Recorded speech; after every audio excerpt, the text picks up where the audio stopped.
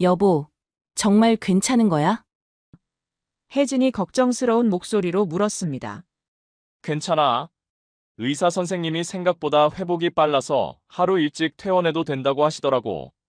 민수가 병원 침대에서 일어나며 대답했습니다. 서울 강남의 한 대학병원 병실. 45세의 김민수는 8시간에 걸친 위암 수술을 성공적으로 마치고 회복 중이었습니다. 의료진들조차 놀랄 정도로 빠른 회복세를 보였죠.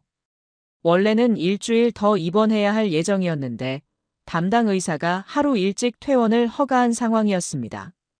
그런데 뭔가 이상했어. 평소 같으면 혜진이 먼저 퇴원하자고 조르던 사람인데 오늘은 달랐습니다. 굳이 하루 더 있어도 되잖아. 혜진이 망설이는 듯한 표정을 지었어요. 아니야. 집이 그리워. 빨리 가자.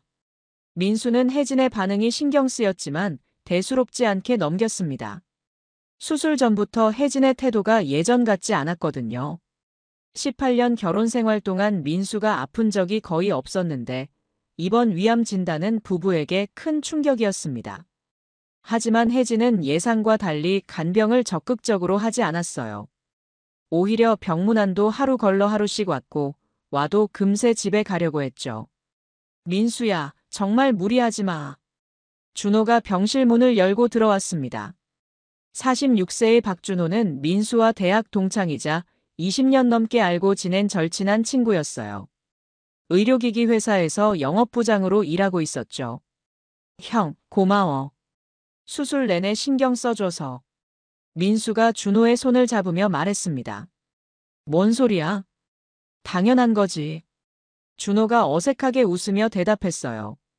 그런데 민수는 눈치채지 못했지만 준호와 혜진 사이에 묘한 기류가 흐르고 있었습니다. 두 사람이 눈을 마주칠 때마다 이상한 긴장감이 감돌았어요. 사실 준호는 6개월 전에 이혼했습니다. 15년 결혼 생활을 정리하고 혼자 살고 있었죠. 그 시기와 맞물려 민수네 집에 자주 놀러 오기 시작했어요. 외로움을 달래려는 것 같아서 민수도 흔쾌히 받아들였습니다. 그런데 오늘 준호의 표정이 유난히 어두웠어요. 형 진짜 괜찮은 거야? 무리하지 말고 하루 더 있어도 되는데. 준호의 목소리에 이상한 떨림이 있었습니다. 괜찮다니까. 집에서 쉬는 게 더 편할 것 같아. 민수는 준호의 반응도 의아했지만 깊게 생각하지 않았어요. 오후 5시, 드디어 퇴원 수속을 마쳤습니다. 의사 선생님이 마지막으로 당부했어요. 일주일간은 절대 무리하지 마세요. 식사도 조금씩 드시고 약은 꼭 시간에 맞춰 드세요. 알겠습니다. 감사합니다. 민수가 고개를 숙여 인사했습니다.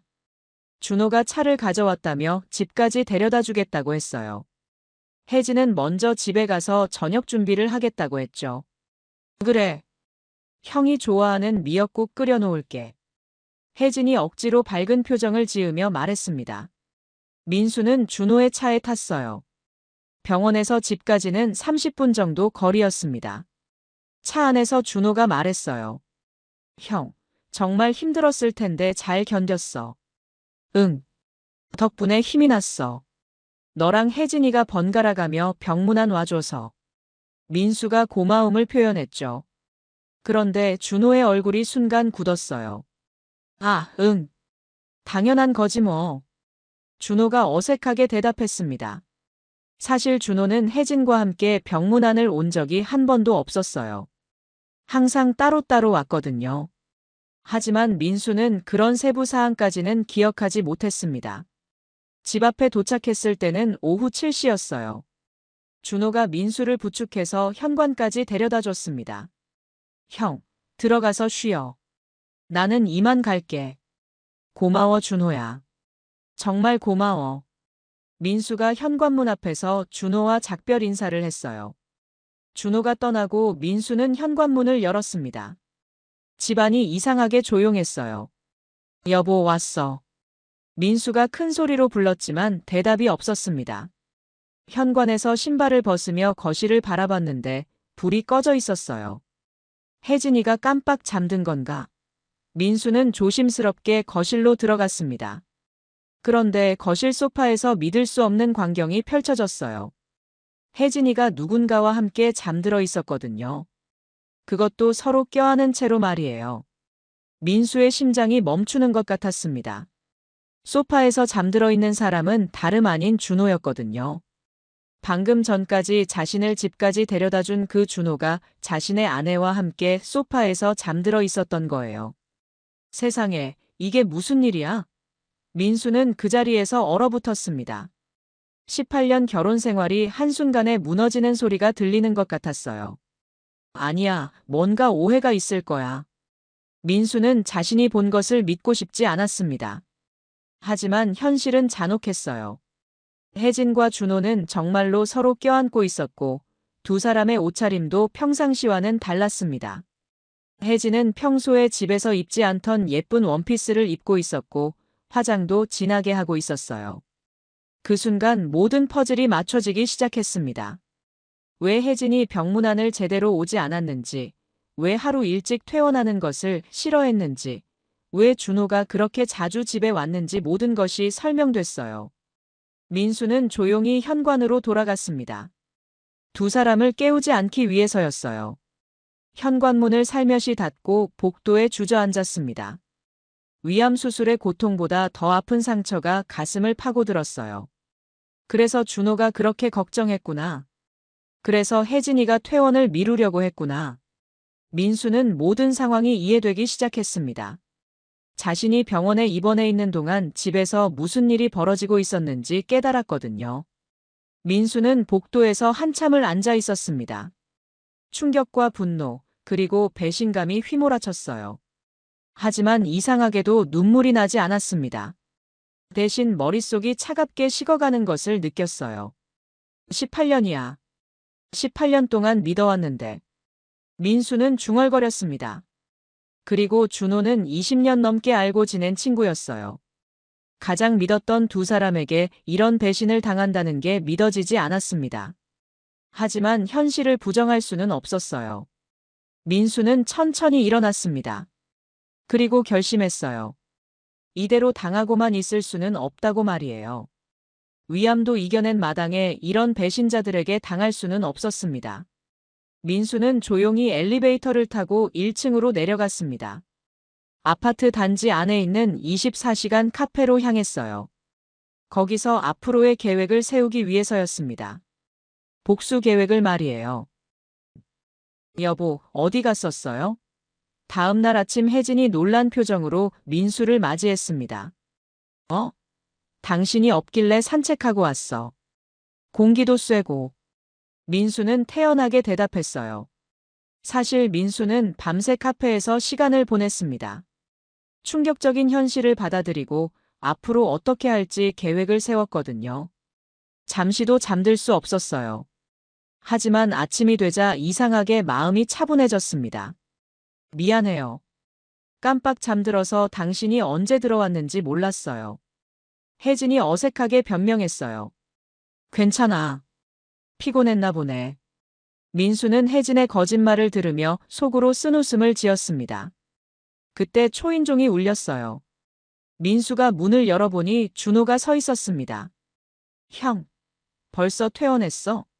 어제 연락도 없이 사라져서 깜짝 놀랐네. 준호가 뻔뻔하게 인사했어요. 어제 너무 피곤해서 일찍 잤어. 미안하다. 민수는 아무것도 모르는 척 연기했습니다. 하지만 마음속으로는 준호의 거짓말이 역겨웠어요. 어제 분명히 혜진과 함께 소파에서 잠들어 있었으면서 무슨 소리냐는 생각이 들었거든요. 준호야, 와서 아침 같이 먹어. 혜진이 자연스럽게 준호를 부엌으로 안내했습니다. 두 사람의 모습을 보니 이미 많이 익숙해진 것 같았어요. 분명 민수가 입원해 있는 동안 이런 식으로 지내왔을 거라는 생각이 들었습니다. 아침 식사 자리는 기묘했어요. 겉으로는 평범한 아침 식사 같았지만 민수에게는 전혀 다르게 보였습니다. 혜진과 준호가 주고받는 시선, 자연스러운 몸짓들이 모두 달라 보였거든요. 형, 정말 괜찮아? 얼굴이 좀 안 좋아 보이는데. 준호가 걱정하는 척 물었어요. 수술한 지 얼마 안 됐으니까 당연하지. 민수가 담담하게 대답했습니다. 하지만 속으로는 분노가 치밀어 오르고 있었어요. 그런데 준호야, 요즘 자주 오는구나. 민수가 의미심장하게 물었습니다. 아, 뭐 이혼하고 나서 외롭기도 하고. 형 집이 제일 편해서. 준호가 어색하게 웃으며 대답했어요. 그 말을 들으니 혜진의 표정이 미묘하게 변했습니다. 뭔가 불편해하는 것 같았어요. 민수는 두 사람의 반응을 놓치지 않고 관찰했습니다.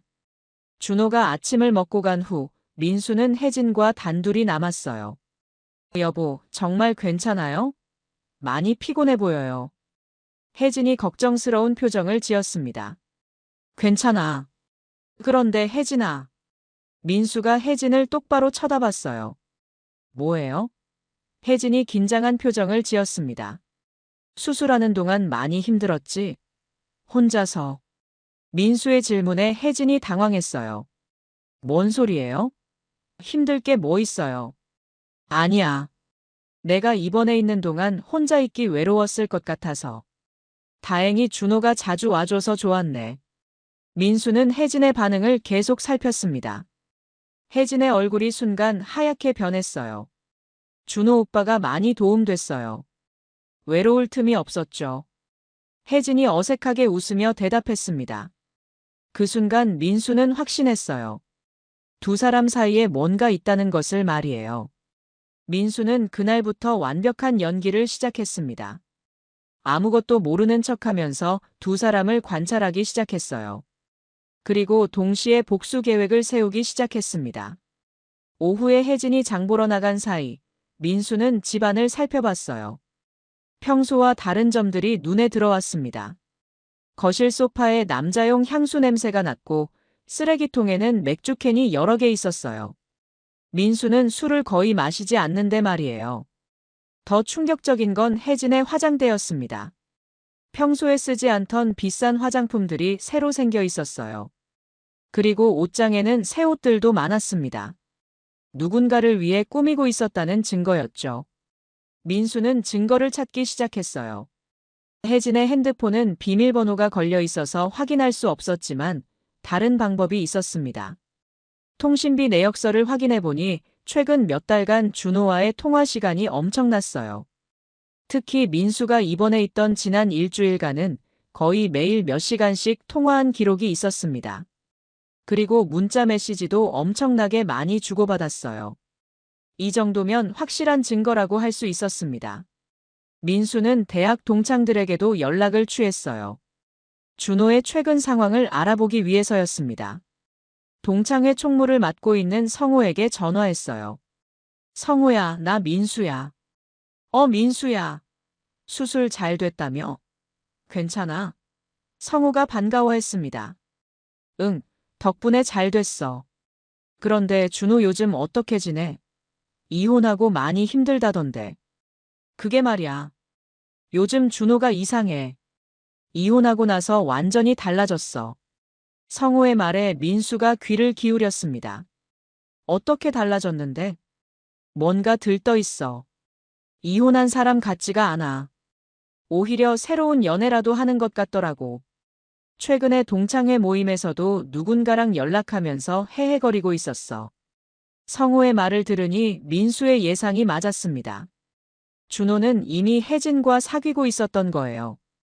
그것도 민수가 암 수술을 받는 동안의 말이에요.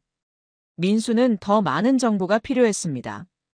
혜진의 직장 동료들은 어떨까 생각해 봤어요. 혜진은 간호사로 일하고 있었거든요. 같은 병원에서 일하는 동료 중에 민수와 안면이 있는 사람이 있었어요. 수연이 누나에게 전화를 걸었습니다. 수연은 혜진보다 5살 많은 선배 간호사였어요. 민수야, 수술 잘 됐다며? 혜진이가 많이 걱정했는데. 수연이 따뜻하게 말했습니다. 누나, 감사해요. 그런데 혜진이 요즘 어때요? 내가 입원해 있는 동안 많이 힘들어했나요? 민수가 조심스럽게 물었어요. 글쎄, 혜진이가 요즘 좀 이상하긴 해. 수연이 망설이며 말했습니다. 어떻게 이상한데요? 평소보다 화장을 진하게 하고 새 옷도 많이 입고 다니더라고. 그리고 자주 외박도 하고. 남편이 입원해 있는데 좀 이상하다 싶었어. 수연의 말을 들으니 민수의 가슴이 더욱 아팠습니다. 자신이 생사를 오가며 수술받는 동안 혜진은 다른 남자와 시간을 보내고 있었던 거예요. 누나, 혹시 혜진이가 누군가와 만나고 있는 것 같지 않아요? 민수가 직접적으로 물었습니다. 글쎄, 확실하지는 않지만 그런 것 같기도 하고. 최근에 누군가와 자주 통화하더라고. 민수는 모든 퍼즐이 맞춰지는 것을 느꼈습니다. 증거들이 하나둘씩 모이고 있었어요. 이제 확실한 계획을 세울 때가 됐습니다. 그날 밤 민수는 다시 카페로 나갔어요. 복수 계획을 구체적으로 세우기 위해서였습니다. 단순히 화를 내거나 이혼하는 것으로는 충분하지 않았어요. 이런 배신에는 그에 걸맞는 대가가 있어야 했습니다. 민수는 노트에 계획을 적기 시작했어요. 우선 더 많은 증거를 모아야 했습니다. 그리고 두 사람이 전혀 예상하지 못할 때 결정적인 한 방을 날려야 했어요. 위암도 이겨낸 마당에 이런 배신자들에게 당할 수는 없었습니다. 민수는 차갑게 미소를 지었어요.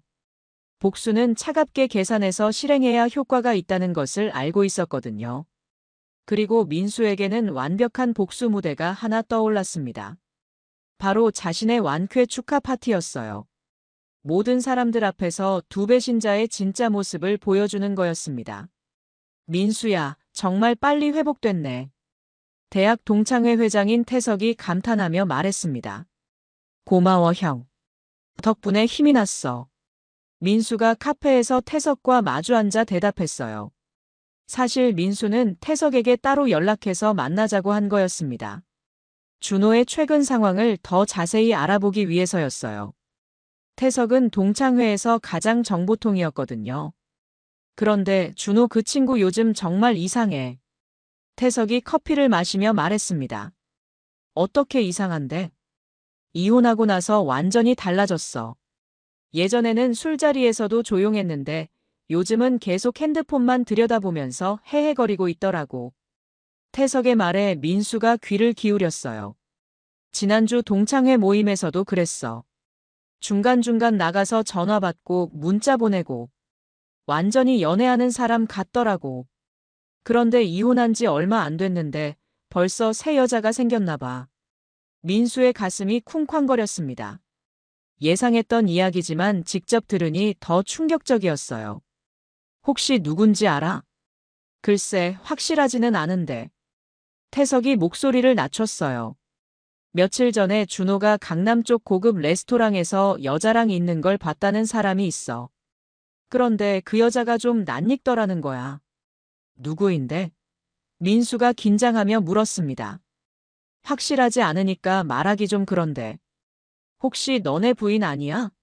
태석의 말에 민수가 깜짝 놀란 척했어요. 설마. 혜진이가 왜 준호랑? 민수가 당황한 연기를 했습니다. 아, 미안. 내가 괜한 소리 했나 보네. 그냥 비슷하게 생긴 사람이었나 보다. 하지만 태석의 증언은 확실한 증거가 됐어요. 이제 의심의 여지가 없었습니다. 준호와 혜진은 정말로 바람을 피우고 있었던 거예요. 민수는 다른 동창들에게도 연락을 취했습니다. 상황을 더 정확히 파악하기 위해서였어요. 의대를 졸업해서 병원에서 일하는 동창 건우에게도 전화했습니다. 건우야, 나 민수야. 민수야. 수술 잘 됐어? 나도 의사라서 위암이 얼마나 무서운 건지 알거든. 정말 다행이다. 응, 고마워. 그런데 건우야, 너 혹시 우리 병원 간호사들이랑 친하지? 민수가 조심스럽게 물었어요. 왜? 무슨 일 있어? 아니야. 혜진이가 요즘 일 때문에 스트레스를 많이 받는 것 같아서. 동료들 사이에서 어떤지 궁금해서.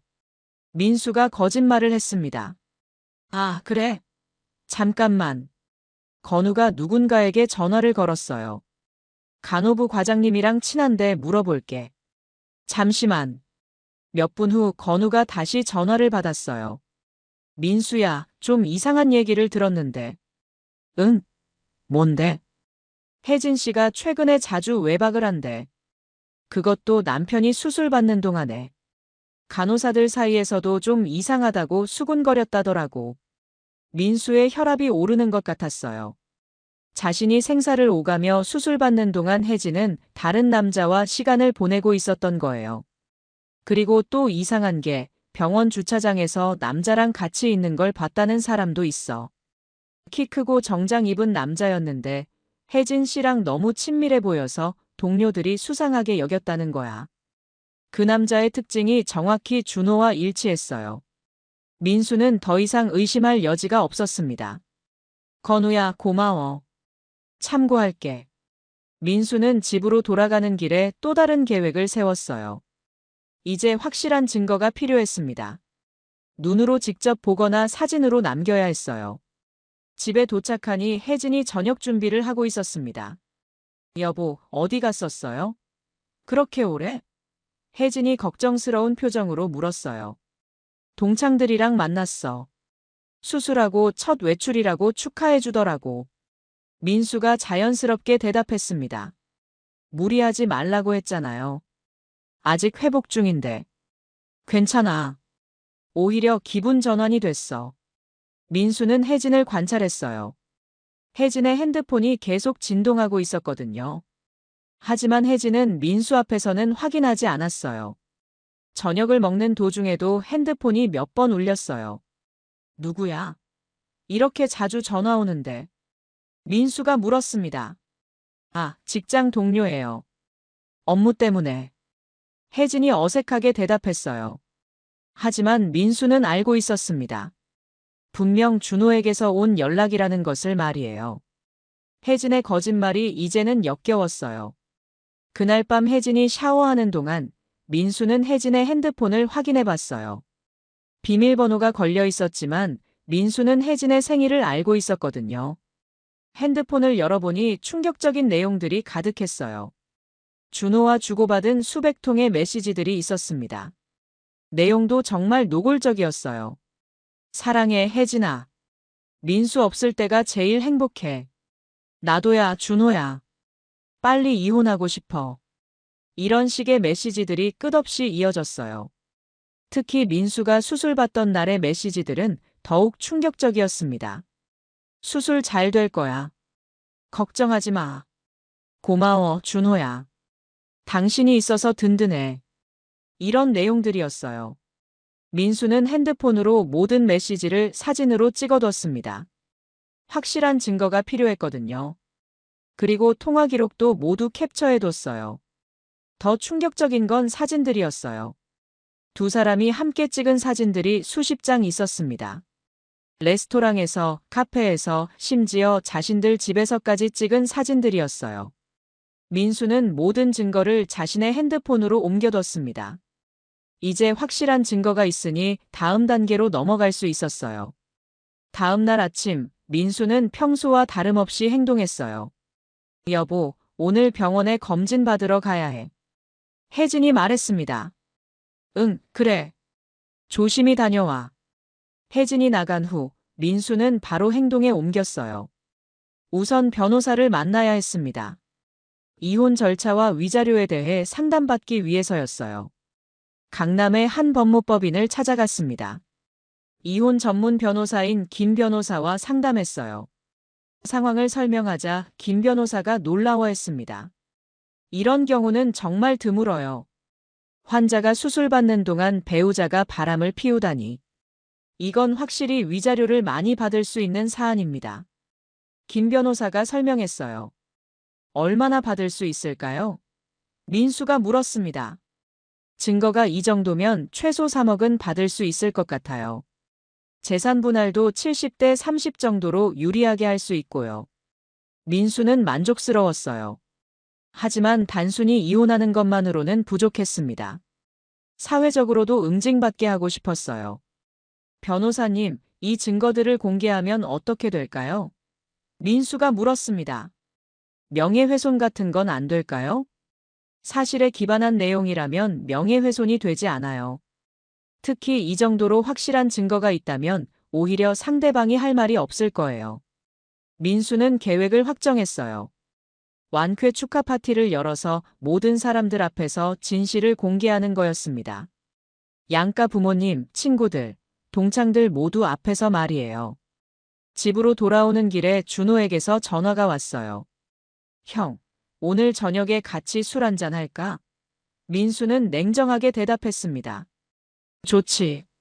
어디서 만날까?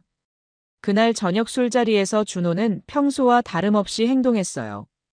형, 정말 빨리 회복된 것 같아서 다행이야. 준호가 맥주를 따라주며 말했습니다. 고마워. 너 덕분이야. 민수가 웃으며 대답했어요. 하지만 속으로는 분노가 치밀어 올랐습니다. 뻔뻔하게 연기하고 있는 준호가 역겨웠어요. 형, 그런데 완쾌 기념으로 파티 같은 거 안 할 거야? 준호가 갑자기 물었습니다. 파티? 왜? 아니, 워낙 큰 수술이었으니까. 사람들이 축하해주고 싶어 할 것 같아서. 준호의 말에 민수가 번뜩 아이디어가 떠올랐어요. 좋은 생각이네. 정말. 파티를 해볼까? 민수가 의미심장하게 웃었습니다.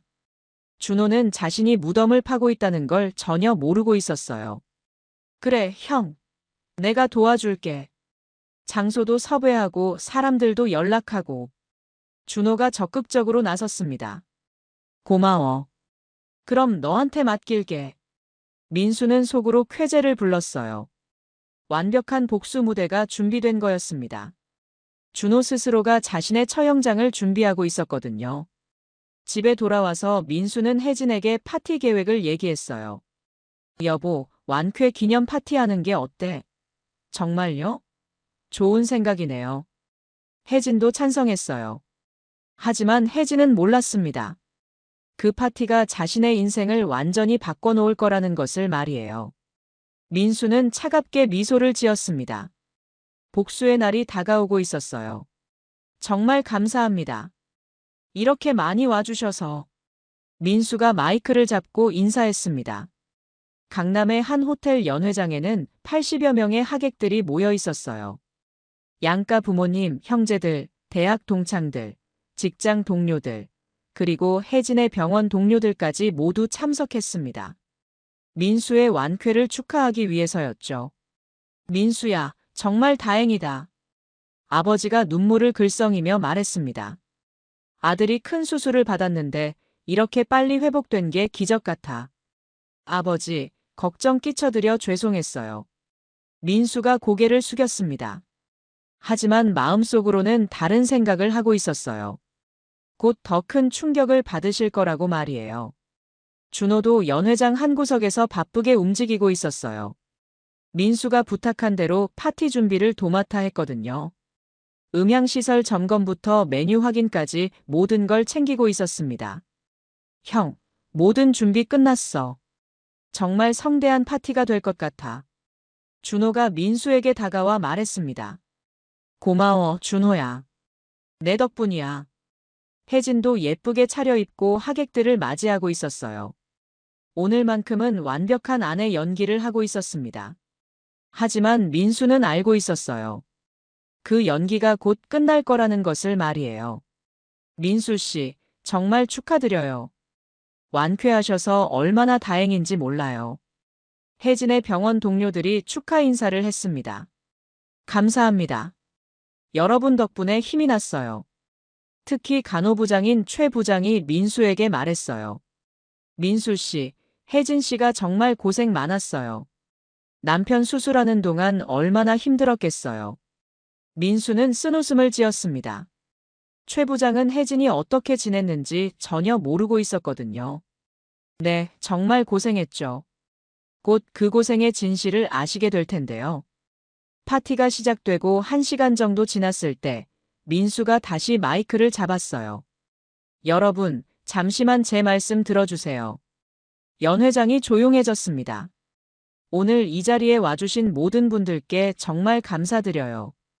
특히 제가 수술받는 동안 많이 도와주신 분들께 특별한 감사 인사를 드리고 싶어요. 민수가 준호를 바라봤습니다. 먼저 제 절친한 친구 준호에게 고마움을 표하고 싶어요. 연회장의 시선이 준호에게 집중됐어요. 준호는 어색하게 웃으며 손을 흔들었습니다. 그리고 제 아내 혜진에게도 고마움을 표해요. 남편이 수술받는 어려운 시간을 잘 견뎌줘서 고마워요. 하객들이 박수를 쳤습니다. 혜진도 미소를 지으며 인사했어요. 그런데 말이에요. 민수의 표정이 갑자기 차가워졌습니다. 오늘 여러분께 보여드리고 싶은 게 있어요.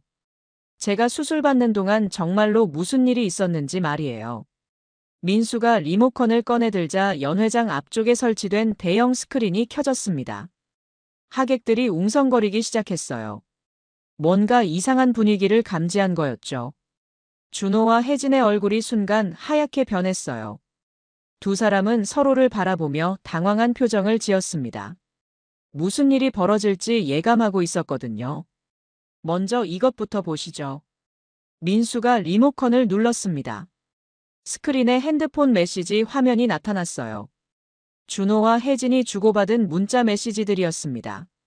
사랑해, 혜진아. 민수 없을 때가 제일 행복해. 나도야, 준호야. 빨리 이혼하고 싶어. 메시지 내용이 하나씩 화면에 떴습니다. 연 회장이 술렁이기 시작했어요. 혜진의 어머니가 깜짝 놀라며 일어났습니다. 이게 무슨 소리야? 혜진아, 이게 뭐냐? 하지만 혜진은 아무 말도 하지 못했어요. 더 재미있는 게 있어요. 민수가 계속 말했습니다. 다음 화면에는 두 사람이 함께 찍은 사진들이 나타났어요. 레스토랑에서 데이트하는 모습, 카페에서 다정하게 앉아있는 모습들이었습니다. 세상에, 이게 뭐야? 민수 아버지가 충격을 받으며 말했습니다. 준호 부모님도 믿을 수 없다는 표정이었어요. 아들이 친구를 배신한 거라는 걸 깨달은 거였죠. 그런데 더 충격적인 건 이거예요. 민수가 마지막 카드를 꺼내들었습니다. 제가 수술받던 바로 그날의 메시지들이에요. 스크린에는 민수가 수술실에 들어간 시간과 정확히 일치하는 시간대의 메시지들이 나타났어요. 수술 잘 될 거야. 걱정하지 마. 고마워, 준호야. 당신이 있어서 든든해. 연 회장이 완전히 술렁거리기 시작했어요. 하객들이 웅성거리며 준호와 혜진을 바라봤습니다. 두 사람은 더 이상 변명할 수 없었어요. 민수 씨, 이게 정말이에요? 간호부장이 믿을 수 없다는 표정으로 물었습니다. 환자가 수술받는 동안 이런 일이 있었다고요? 네, 사실이에요. 민수가 차분하게 대답했습니다. 제가 생사의 기로에서 8시간 동안 수술받는 동안 제 아내와 절친한 친구는 서로 사랑을 속삭이고 있었어요. 혜진이 갑자기 울음을 터뜨렸어요. 여보, 미안해요. 정말 미안해요. 하지만 민수는 냉정했습니다. 미안하다고 다 되는 게 아니야, 혜진아. 준호도 민수에게 다가왔어요. 형, 정말 미안해. 내가 잘못했어. 하지만 민수는 준호를 뿌리쳤습니다. 20년 친구를 이렇게 배신할 수 있어? 연 회장의 분위기가 완전히 바뀌었어요. 처음에는 축하 분위기였는데 이제는 아수라장이 됐습니다. 하객들이 준호와 혜진을 비난하기 시작했어요. 이런 일이 어떻게 가능해? 환자가 수술받는 동안에? 혜진의 병원 동료들이 분노했습니다. 간호사가 어떻게 이럴 수 있어? 준호 부모님은 아들을 혼내기 시작했어요. 너 정신이 나갔니? 어떻게 친구를 이렇게 배신할 수 있어? 당장 사과해. 하지만 민수는 더 이상 용서할 마음이 없었어요. 여러분, 이것이 제가 수술받는 동안 벌어진 일의 진실입니다. 저는 이제 새로운 시작을 하려고 합니다. 민수가 마지막으로 말했어요. 오늘 이 파티는 제 완쾌를 축하하는 동시에 배신자들과의 결별을 선언하는 자리입니다. 앞으로 준호와 혜진과는 아무런 관계도 없습니다. 연 회장에서 하객들이 하나둘 자리를 떠나기 시작했어요. 준호와 혜진은 완전히 망신당한 채로 남겨졌습니다. 민수의 복수는 완벽했어요. 혜진이 마지막으로 민수에게 매달렸어요. 여보, 다시 한 번만 기회를 줘. 정말 잘못했어. 하지만 민수는 돌아서 버렸습니다. 끝났어, 혜진아. 완전히 끝났어. 그날 파티는 민수의 완전한 승리로 끝났습니다. 준호와 혜진은 모든 사람들 앞에서 자신들의 진짜 모습을 드러내게 됐어요. 이제 사회적 대가를 치러야 할 시간이었습니다. 혜진 씨, 이게 정말이에요? 간호부장인 최 부장이 차갑게 물었습니다. 병원 회의실에는 간호부 간부들이 모여 앉아 있었어요. 혜진은 고개를 들지 못하고 있었습니다. 부장님, 정말 죄송해요. 변명의 여지가 없어요. 혜진이 떨리는 목소리로 대답했습니다. 어제 파티에서 벌어진 일이 병원 전체에 소문으로 퍼졌거든요. 혜진 씨, 우리가 얼마나 실망했는지 아세요? 수간호사가 분노에 찬 목소리로 말했습니다. 환자의 가족이 어떤 마음으로 우리를 믿고 맡기는 건데 어떻게 이런 일을 할 수 있어요?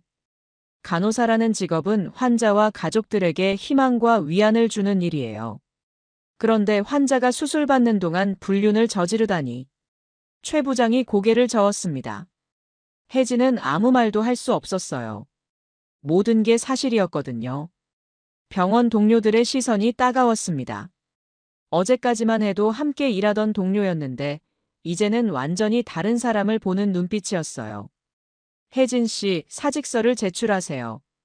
더 이상 우리 병원에서 일할 수 없어요. 최 부장이 최후 통첩을 했습니다. 자진 사퇴하지 않으면 징계위원회에 회부할 거예요. 알겠습니다. 혜진이 고개를 숙였습니다. 15년간 쌓아온 간호사 경력이 하루아침에 무너지는 순간이었어요. 그것도 자신의 잘못 때문에 말이에요. 한편 준호가 다니던 의료기기 회사에서도 비상이 걸렸어요. 어제 파티에서 벌어진 일이 회사에도 알려진 거였습니다. 준호의 상사인 김 부장이 준호를 불렀어요. 박 부장, 이게 무슨 일이야?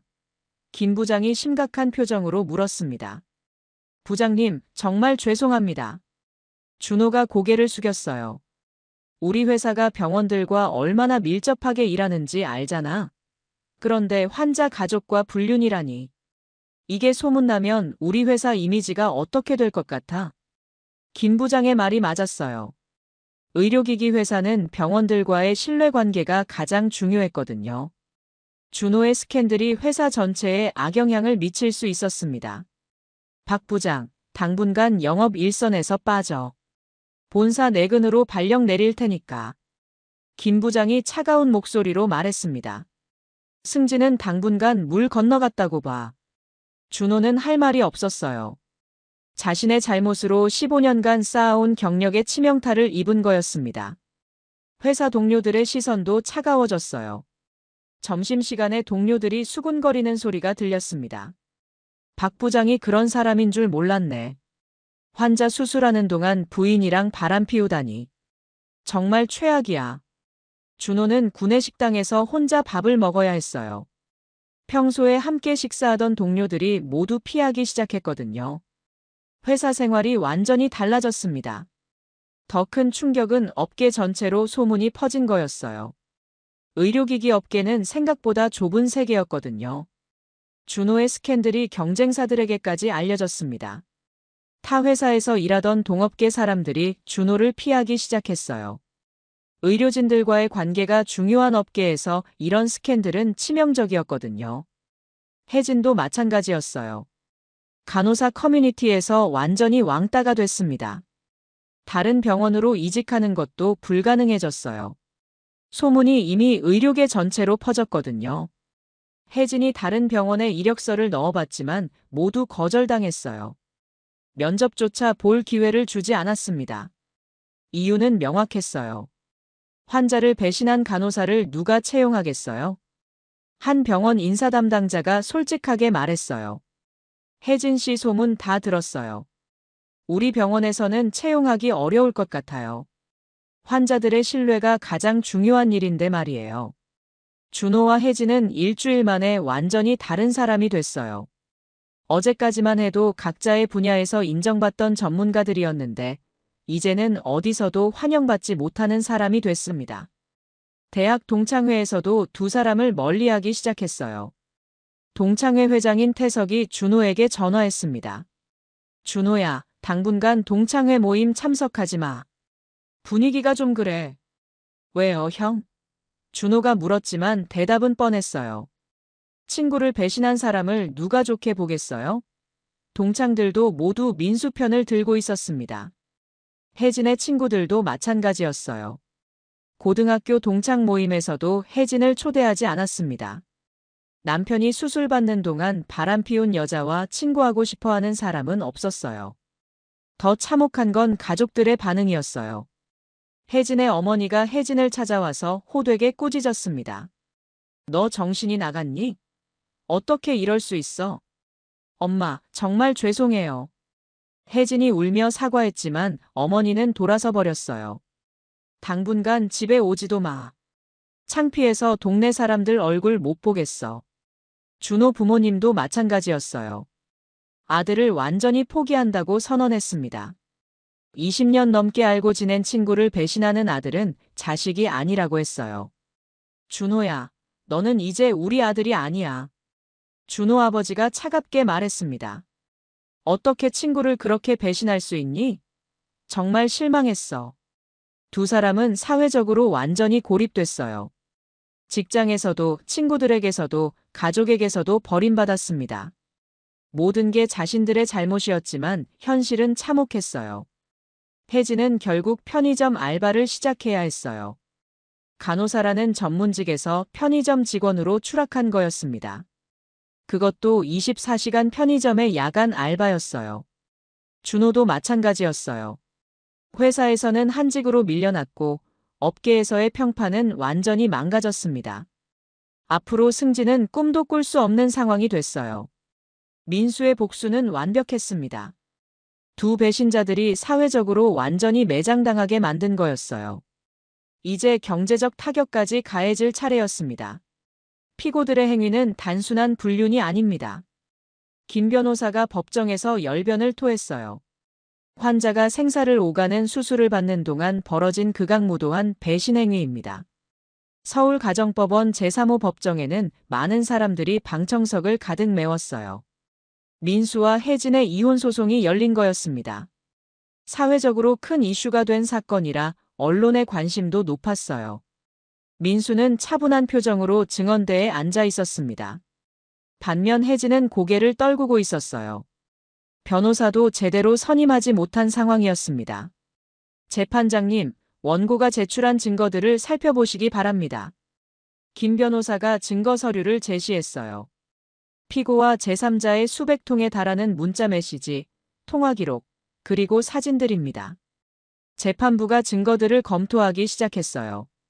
준호와 혜진이 주고받은 메시지들이 하나하나 공개됐습니다. 내용이 너무 노골적이어서 재판장도 인상을 찌푸렸어요. 특히 원고가 수술받던 당일의 메시지들은 정말 충격적이었습니다. 재판장이 서류를 보며 말했어요. 환자가 8시간 대수술을 받는 동안 이런 메시지를 주고받았다고요? 네, 재판장님. 민수가 증언대에서 답변했습니다. 제가 위암 수술로 생사의 기로에 있을 때 제 아내는 다른 남자와 사랑을 나누고 있었습니다. 방청석에서 한숨소리가 흘러나왔어요. 너무나 극악한 상황이라 사람들도 믿기 어려워했습니다. 어떻게 이런 일이 가능한지 말이에요. 재판장님, 더욱 중요한 건 이겁니다. 김 변호사가 계속 말했습니다. 피고는 간호사로서 환자를 돌보는 직업에 종사하고 있었습니다. 그런데 정작 자신의 남편이 환자일 때는 방치했어요. 병원 관계자들의 증언도 이어졌어요. 간호부장인 최 부장이 증인으로 나섰습니다. 혜진 씨는 남편이 입원해 있는 동안 자주 외박을 했습니다. 동료들도 이상하게 여겼어요. 환자 가족이 간병을 포기하고 다른 남자와 시간을 보내는 건 의료진으로서 이해할 수 없는 행동입니다. 최 부장의 증언에 재판부가 고개를 끄덕였어요. 준호의 회사 동료도 증인으로 나왔어요. 박 과장이 최근 몇 달간 업무에 소홀했습니다. 계속 사적인 통화를 하고 조퇴나 외출도 잦았어요. 특히 민수 씨가 수술받던 주에는 거의 매일 일찍 퇴근했습니다. 친구가 큰 수술을 받는다는 걸 알면서도 말이에요. 동료의 증언이 이어졌어요. 민수의 동창들도 증인으로 나섰어요. 태석이 증언했습니다. 준호는 최근 동창회에서도 이상했어요.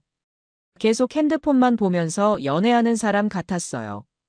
이혼한 지 얼마 안 됐는데 벌써 새 여자가 생겼나 보다 했는데 그게 민수 부인이었다니 정말 충격적이에요. 20년 넘게 알고 지낸 친구인데 말이에요. 증거와 증언이 계속 이어지자 재판부도 심각한 표정이 됐어요. 이런 극단적인 배신 사례는 흔하지 않았거든요. 특히 환자가 수술받는 동안 벌어진 일이라 더욱 충격적이었어요.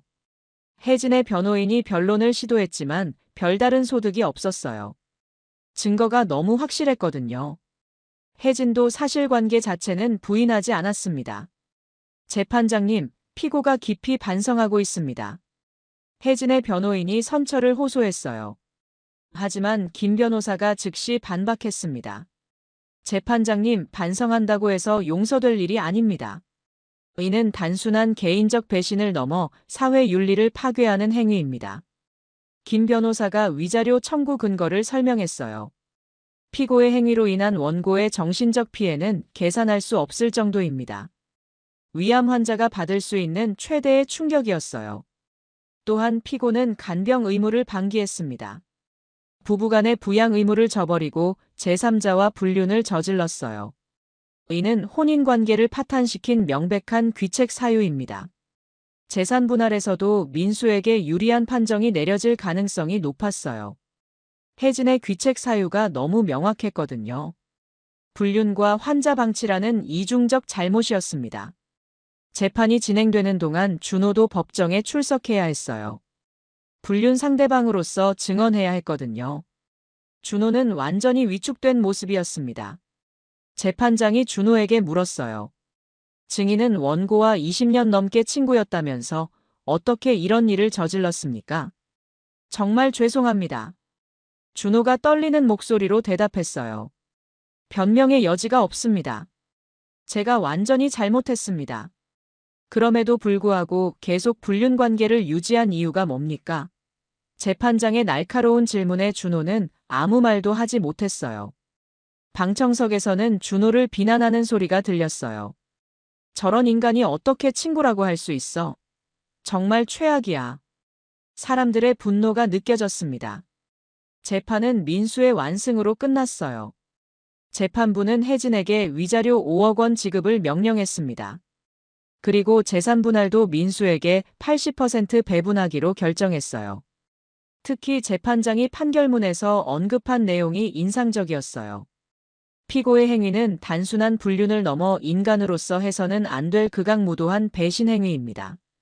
환자가 생명의 위기에서 수술받는 동안 배우자와 친구가 불륜을 저지른 것은 사회 윤리를 근본적으로 파괴하는 행위입니다. 이에 상응하는 책임을 져야 합니다. 판결이 나자 혜진은 그 자리에서 주저앉았어요. 5억 원의 위자료와 재산 분할 손실을 감당할 능력이 전혀 없었거든요. 편의점 알바로는 평생 갚을 수 없는 금액이었습니다. 준호도 마찬가지였어요. 불륜 상대방으로서 연대 책임을 져야 했거든요. 두 사람 모두 경제적으로 완전히 파탄날 상황이었습니다. 김 변호사가 민수에게 말했어요. 민수 씨, 완벽한 승리입니다. 이 정도 위자료와 재산 분할은 이례적이에요. 재판부도 피고들의 행위를 용납할 수 없다고 본 거죠. 민수는 만족스러웠어요. 법적으로도 완전히 승리한 거였습니다. 이제 두 배신자들은 경제적으로도 완전히 망하게 될 거였어요. 법정을 나오는 길에 기자들이 몰려들었어요. 민수 씨, 오늘 판결에 대한 소감이 어떠신가요? 만족스럽습니다.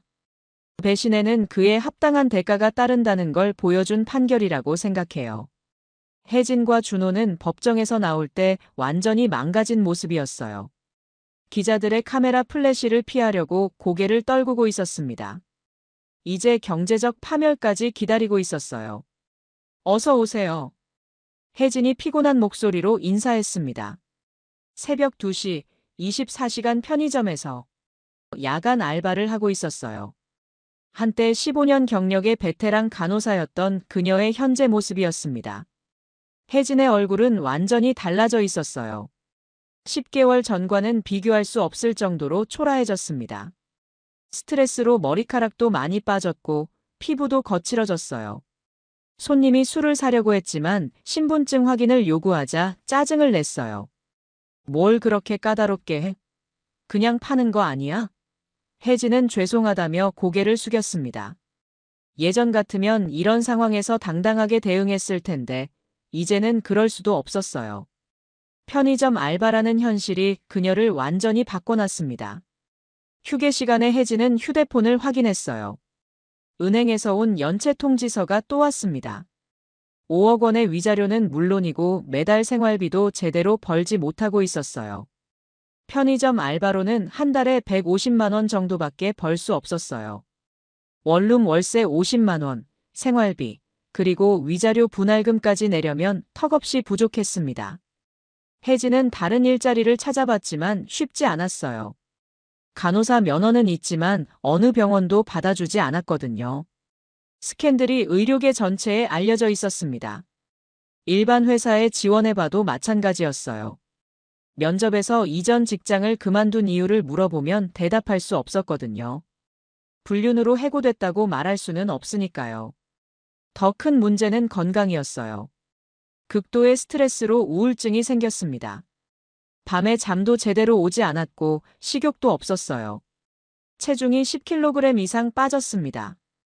병원에 가고 싶어도 치료비가 부담됐어요. 간호사였을 때는 의료보험 혜택도 좋았는데 이제는 기본적인 치료도 받기 어려운 상황이었습니다. 친구들은 모두 등을 돌렸어요. 고등학교 동창들은 물론이고 간호사 동료들도 연락을 끊었습니다. 어느 누구도 혜진과 함께 있고 싶어 하지 않았어요. 가족들과의 관계도 완전히 틀어졌어요. 부모님은 아직도 혜진을 용서하지 않았습니다. 명절에도 집에 오지 말라고 했어요. 동네에서 창피하다는 이유였습니다. 언니도 마찬가지였어요. 내 얼굴 다시는 보지 마. 너 때문에 우리 가족이 모두 창피를 당했어. 가족들마저 혜진을 완전히 포기한 상황이었습니다. 준호의 상황은 더욱 처참했어요.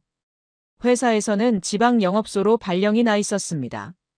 서울에서 3시간 떨어진 소도시였어요. 사실상 좌천이었죠. 새로운 직장에서도 소문이 이미 돌고 있었어요. 서울에서 친구 배신하고 내려온 사람이라는 소문 말이에요.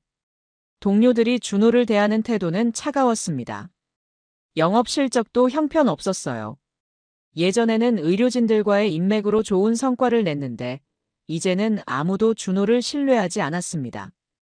배신자라는 꼬리표가 따라다녔거든요. 준호는 좁은 원룸에서 혼자 살고 있었어요. 서울의 아파트는 처분해서 위자료 일부를 충당했지만 여전히 빚이 산더미였습니다. 매달 분할금을 내기도 벅찬 상황이었어요. 더 심각한 건 알코올 의존증이 생긴 거였어요. 매일 밤 술을 마시지 않으면 잠들 수 없었습니다. 죄책감과 후회가 너무 커서 술로 잊으려고 했거든요. 건강도 급속히 나빠졌어요. 간 수치가 위험 수준까지 올라갔고 위염도 심해졌습니다. 하지만 제대로 된 치료를 받을 여유가 없었어요. 부모님과의 관계는 완전히 끝났어요. 아버지가 마지막으로 한 말이 아직도 귀에 맴돌았습니다. 너는 이제 내 아들이 아니야.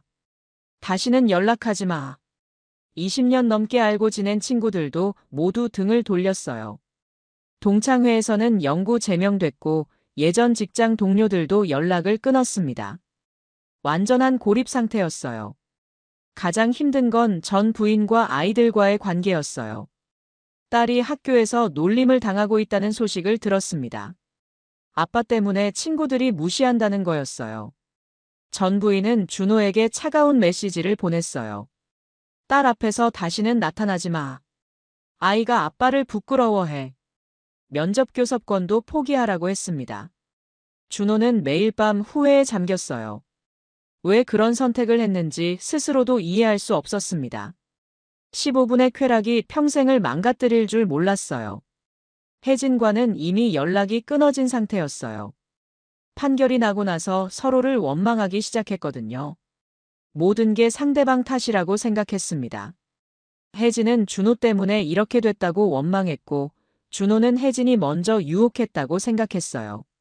사랑한다던 두 사람은 이제 서로를 증오했습니다. 12개월이 지나자 두 사람 모두 완. 전이 다른 사람이 되어 있었어요. 한때 각자의 분야에서 성공했던 전문가들이 이제는 사회 최하층으로 추락한 거였습니다.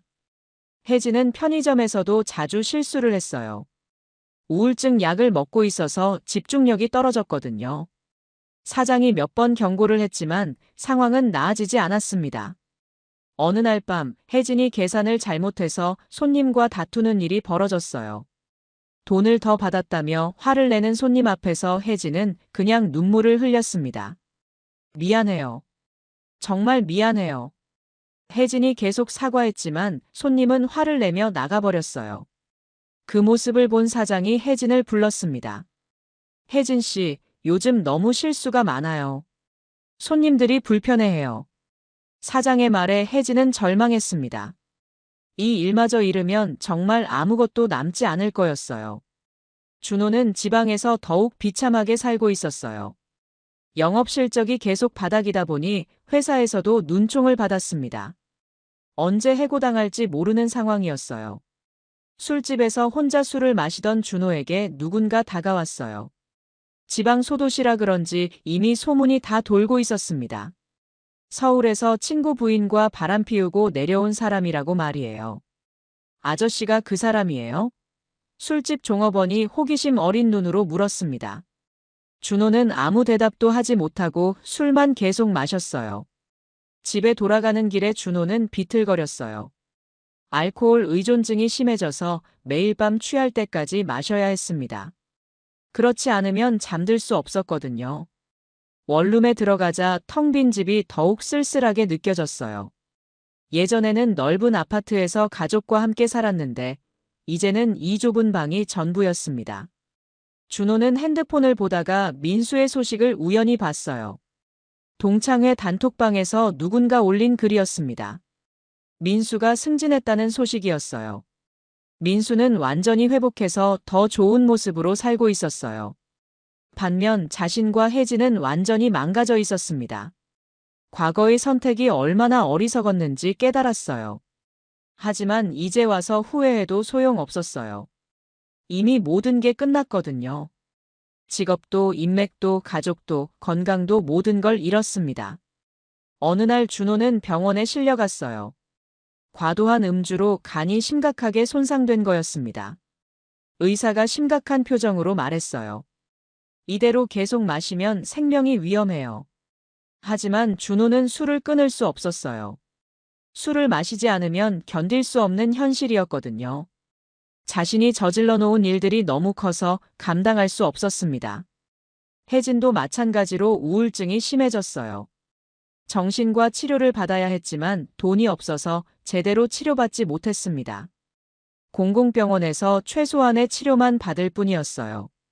어느 날 혜진은 예전 병원 앞을 지나게 됐어요. 한때 자신이 일했던 곳이었습니다. 후배 간호사들이 밝은 표정으로 나오는 걸 보니 가슴이 아팠어요.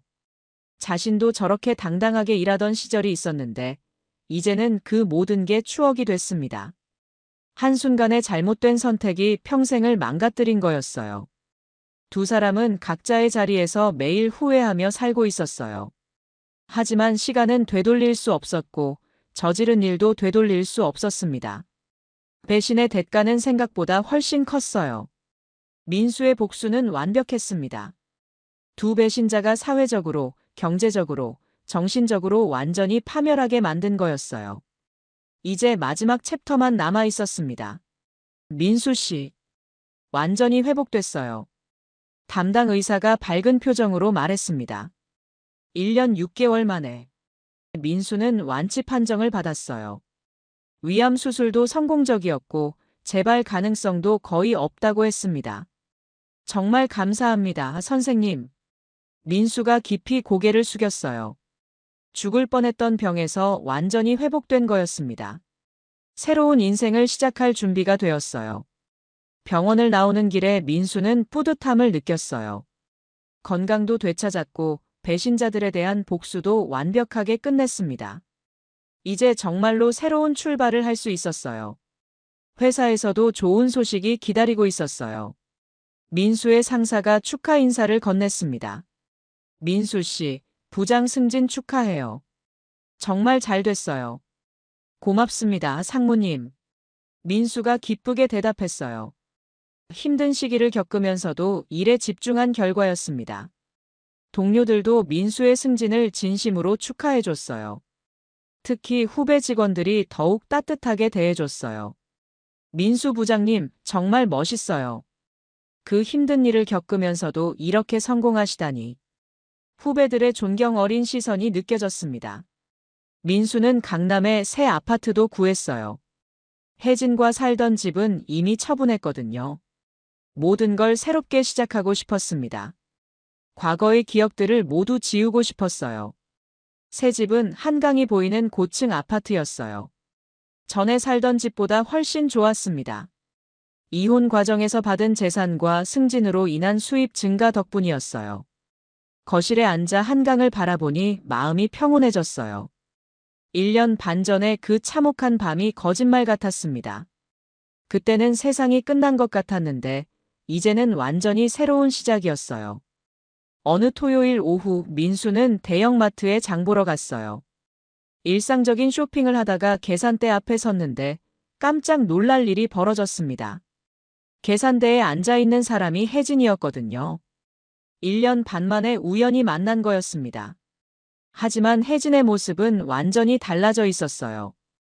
어서 오세요. 혜진이 기계적으로 인사했다가 민수를 알아봤어요. 순간 얼굴이 하얗게 변했습니다. 여보. 아니, 민수 씨. 안녕, 혜진아. 민수가 담담하게 인사했어요. 혜진의 모습을 보니 복잡한 기분이 들었습니다. 한때 18년을 함께 살았던 사람이었거든요. 혜진은 말을 잇지 못했어요.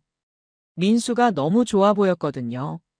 정장을 차려입고 건강해 보이는 모습이 예전보다 더 멋있어 보였습니다. 반면 자신은 마트 계산원 유니폼을 입고 있었어요. 얼굴도 많이 늙었고 머리카락도 성성해 보였습니다. 스트레스와 우울증 때문이었어요. 잘 지내? 민수가 물었지만 혜진은 대답하기 어려웠어요. 잘 지낸다고 말할 수 없는 상황이었거든요. 매일이 지옥 같았으니까요. 응, 잘 지내. 그런데 너는 정말 좋아 보이네. 혜진이 억지로 웃으며 말했어요. 하지만 목소리가 떨리고 있었습니다. 그럼 나는 간다. 건강하게 살아. 민수가 짧게 인사하고 돌아섰어요. 더 이상 할 말이 없었거든요. 모든 게 끝난 과거였으니까요. 혜진은 민수의 뒷모습을 보며 눈물이 났어요. 자신이 얼마나 어리석었는지 깨달았습니다. 저런 좋은 남편을 두고 왜 그런 선택을 했을까 후회됐어요. 하지만 이제 와서 후회해도 소용없었어요.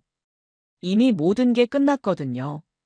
민수는 완전히 새로운 인생을 살고 있었고 자신은 바닥까지 떨어져 있었습니다. 민수가 마트를 나오는 길에 동창 성호에게서 전화가 왔어요. 민수야, 준호 소식 들었어? 뭔 소식인데? 병원에 입원했대. 간경화가 심해져서. 술을 너무 많이 마셔서 그런가 봐. 성호의 말에 민수는 잠시 복잡한 기분이 들었어요. 그래? 많이 아파? 응, 꽤 심각하다더라. 지방에서 혼자 지내다가 쓰러진 것 같아. 가족들도 다 등을 돌렸다고 하더라고. 민수는 더 이상 묻지 않았어요. 준호의 안위를 걱정할 마음은 없었거든요. 20년 우정을 배신한 대가를 치르고 있는 거였으니까요. 그날 저녁 민수는 회사 후배 수진과 만났어요. 수진은 32세의 똑똑하고 밝은 여성이었습니다. 최근 몇 개월간 자연스럽게 가까워진 사이였어요. 부장님, 오늘 마트에서 뭔 일 있었어요? 표정이 좀 복잡해 보여요. 수진이 세심하게 물었습니다. 민수는 수진의 따뜻함이 고마웠어요. 아니야. 그냥 옛날 생각이 좀 났어. 민수가 간단히 대답했어요. 수진에게는 자세한 과거사를 얘기하지 않았거든요. 새로운 시작에는 과거가 필요 없었으니까요. 부장님은 정말 대단한 것 같아요. 그 어려운 일들을 겪고도 이렇게 멋지게 살고 계시잖아요. 수진의 말에 민수가 웃었어요. 사람은 어떤 시련도 이겨낼 수 있어. 중요한 건 포기하지 않는 거야. 민수가 진심으로 말했습니다. 실제로 그가 겪어낸 일이었거든요. 두 사람은 한강공원을 걸으며 대화를 나눴어요. 수지는 민수의 과거를 자세히 알지 못했지만 그가 특별한 사람이라는 걸 알고 있었습니다. 부장님, 저와 사귀실 생각 없으세요? 수진이 용기를 내어 고백했어요. 민수는 깜짝 놀랐습니다. 예상치 못한 고백이었거든요. 수진아, 나는 이혼한 남자야. 그리고 나이도 많고. 민수가 조심스럽게 말했어요. 하지만 수진은 웃으며 대답했습니다. 그런 거 중요하지 않아요. 부장님이 어떤 분인지 알고 있어요. 정말 멋진 사람이에요. 수진의 진심이 느껴졌습니다. 민수는 잠시 생각했어요. 새로운 사랑을 시작할 준비가 됐는지 말이에요. 그동안 복수와 회복에만 집중했는데 이제는 진짜 행복을 찾을 때가 된 것 같았습니다. 고마워, 수진아. 나도 너에게 호감이 있어. 천천히 시작해보자. 민수가 수진의 손을 잡으며 말했어요. 새로운 사랑의 시작이었습니다. 몇 달 후, 민수는 완전히 새로운 인생을 살고 있었어요. 수진과의 관계도 안정적이었고 회사에서의 입지도 더욱 탄탄해졌습니다. 어느 날 민수는 혼자 생각에 잠겼어요. 1년 반 전에 그 끔찍한 밤부터 시작된 모든 일들이 떠올랐습니다. 배신, 복수, 그리고 새로운 시작까지 말이에요. 결국 모든 일에는 그에 합당한 대가가 따르는구나. 민수가 중얼거렸어요. 준호와 혜진은 자신들의 선택에 대한 대가를 치르고 있었고 자신은 새로운 행복을 찾았습니다. 민수는 더 이상 과거를 되돌아보지 않기로 했어요. 복수는 완벽하게 끝났고 배신자들은 충분한 대가를 치렀습니다. 이제는 앞만 보고 살 때였어요. 수진과 함께하는 미래가 기다리고 있었거든요. 진정한 사랑, 건강한 관계, 그리고 행복한 삶이 말이에요. 배신당했던 과거는 이제 정말로 끝난 이야기였습니다. 민수는 창밖을 바라보며 만족스러운 미소를 지었어요. 위암도 이겨냈고 배신자들도 처벌했고 새로운 사랑도 찾았습니다. 인생의 완전한 역전이었죠. 배신에는 반드시 그에 합당한 대가가 따른다. 민수의 마지막 생각이었습니다.